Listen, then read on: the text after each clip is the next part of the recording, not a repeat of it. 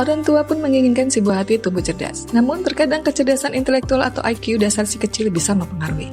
Untuk itu, orang tua perlu mengetahui IQ si kecil. Selain mengikuti serangkaian tes, orang tua juga bisa memperhatikan tanda-tanda IQ anak rendah berikut ini.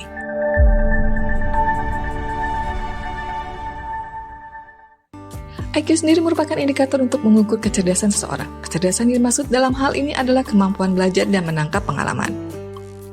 IQ menggambarkan kemampuan seseorang dalam berpikir, mengingat, memahami, mengevaluasi, dan bertindak. IQ juga berkaitan dengan keterampilan berkomunikasi. Berbeda dengan anak lain, anak yang disabilitas intelektual atau IQ rendah memiliki keadaan otak yang belum berkembang. Artinya, otak mungkin tidak berfungsi secara normal.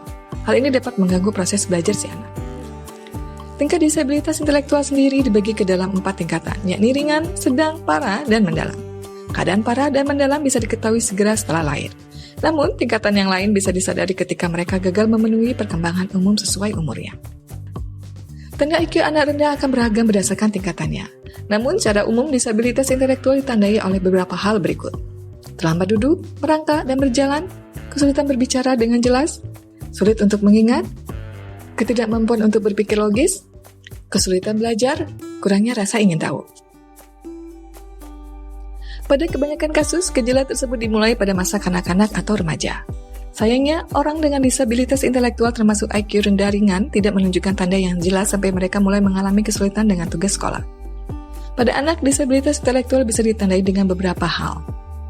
Agresif, ketergantungan, menarik diri dari teman-teman sebaya, mencari perhatian, pasif, dan sulit fokus. Jika orang tua mulai menyadari beberapa gejala tersebut pada anak, segera konsultasikan hal tersebut dengan psikolog. Bagaimana langkah diagnosis disabilitas intelektual? Untuk mendiagnosis disabilitas intelektual, ahli akan melakukan beberapa tes untuk menilai fungsi intelektual dan adaptasi seorang anak.